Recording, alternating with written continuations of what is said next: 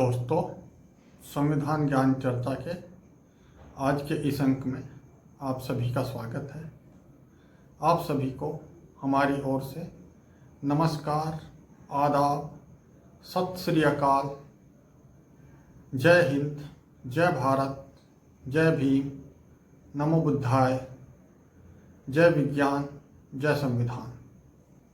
दोस्तों, आज के इस अंक में हम बात करेंगे कि किस प्रकार ब्रिटानिया हुकूमत या अंग्रेजी हुकूमत ने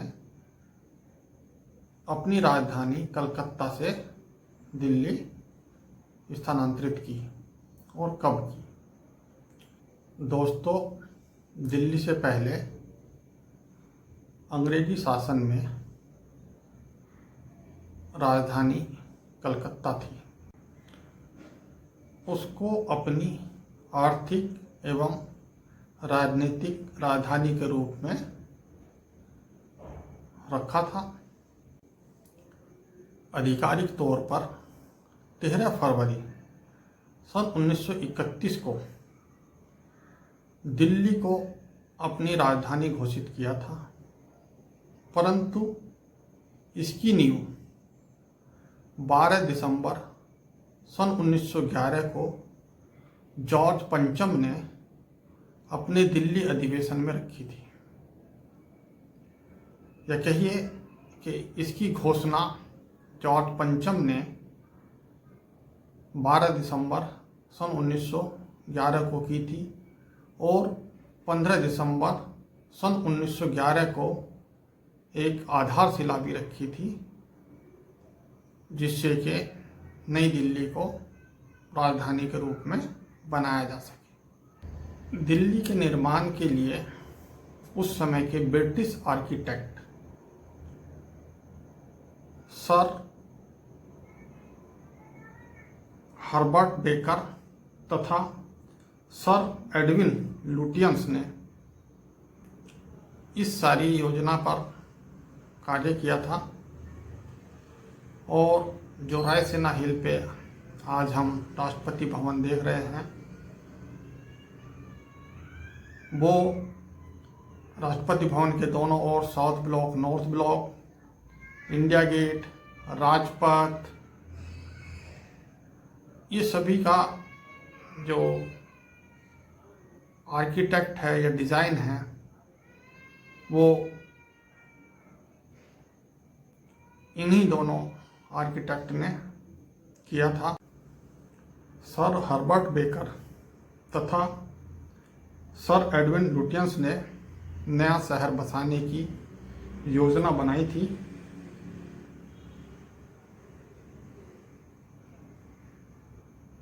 इससे पहले पुरानी दिल्ली हुआ करती थी, जिसमें लाल किला, जामा मस्जिद, मीना बाज़ार, लाल किले के सामने का पूरा एरिया, यही सब हुआ करते थे।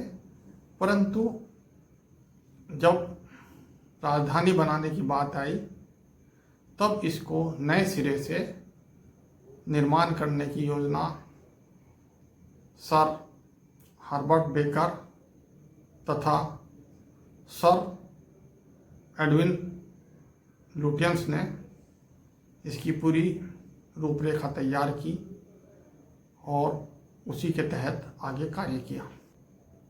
1911 के बाद लगभग 2 दशक लगे इस पूरी योजना पर कार्य करने में। 13 फरवरी 1931 को आधिकारिक तौर पर नई दिल्ली को देश की राजधानी घोषित कर दिया गया या उसका उद्घाटन किया गया। जिस समय जॉर्ज पंचम ने दिल्ली को देश की राजधानी बनाने का निर्णय लिया था, उस समय दिल्ली हमारे देश के अन्य महानगरों से काफ़ी पीछे थी।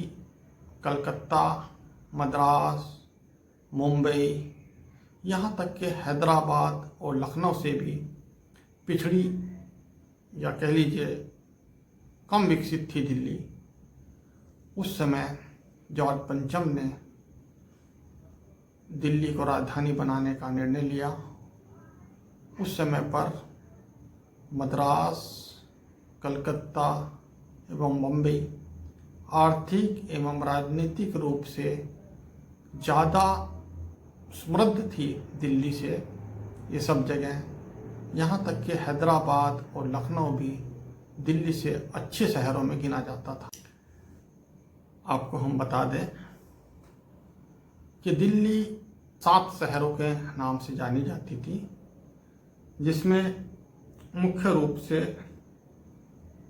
मशहूर जो 7 जगह थी दिल्ली में वो थी लाल कोट, महरौली, सीरी, तुगलकाबाद, फिरोजाबाद, दीन पन्हा और शाहजहानाबाद, जो कि आज लगभग समाप्त हो गए हैं या कह लीजिए खंडर के रूप में तब्दील हो गए हैं। इन 7 शहरों के बाद एक 8वां शहर बनाया गया, जिसका नाम रखा गया नई दिल्ली, या उस समय पे उसको कहा गया था लुटियंस दिल्ली। लुटियंस दिल्ली इसलिए कहा गया था क्योंकि इसकी पूरी योजना सर एडविन लुटियंस ने तैयार की थी। उन्हीं के नाम पर इसका नाम लुटियंस दिल्ली या नई दिल्ली रखा गया था। 13 फरवरी सन 1931 को उस समय के ब्रिटिश भारत के गवर्नर जनरल लॉर्ड इरविन ने नई दिल्ली का उद्घाटन किया था। उस समय ब्रिटिश इंडिया हुआ करता था। उस समय ब्रिटिश इंडिया के जो भारत में गवर्नर जनरल थे लॉर्ड इरविन, उन्होंने 13 फरवरी 1931 को नई दिल्ली का उद्घाटन किया था। परंतु हम आपको बताएं कि इससे पहले भी दिल्ली का बहुत महत्व था। प्राचीन काल में दिल्ली को इंद्रप्रस्थ के नाम से भी जानते हैं, और मुगलों ने भी अपनी राजधानी आगरा से स्थापित करके दिल्ली में रखी, और सन 1857 के स्वतंत्रता संग्राम तक मुगल शासनकाल यदि हम कहें तो उस बीच राजधानी दिल्ली को ही रखा। प्राचीन काल में भारत की राजधानी दिल्ली रह चुकी थी, खासकर मुगल साम्राज्य के समय शासनकाल में। 1694 से लेकर 1857 ईस्वी तक दिल्ली को मुगलों ने अपनी राजधानी के रूप में रखा। नई दिल्ली शहर बसाने के लिए अंग्रेजों ने भूमि अधिनियम 1894 के अंतर्गत नई दिल्ली में भूमि का अधिग्रहण किया था। अर्थात जो नई दिल्ली बसाने के लिए जो लुटियंस ने जो योजना बनाई थी, उसके लिए जो भी जमीन उन्होंने अधिग्रहित की थी, उसके लिए भूमि अधिग्रहण नियम 1894 के तहत सारी भूमि का अधिग्रहण किया गया था। 15 दिसंबर 1911 को किंग्सवे कैंप में अपनी शाही यात्रा के दौरान जॉर्ज पंचम व रानी मैरी ने 1911 के दिल्ली दरबार पर नई दिल्ली की एक्चुअल नींव रखी थी। नई दिल्ली के निर्माण की योजना एडविन लुटियंस तथा हर्बर्ट बेकर के सौंपी गई, तथा निर्माण का पूरा अनुबंध शोभा सिंह जी ने किया। शहर का नाम बदलकर लुटियंस दिल्ली कर दिया गया।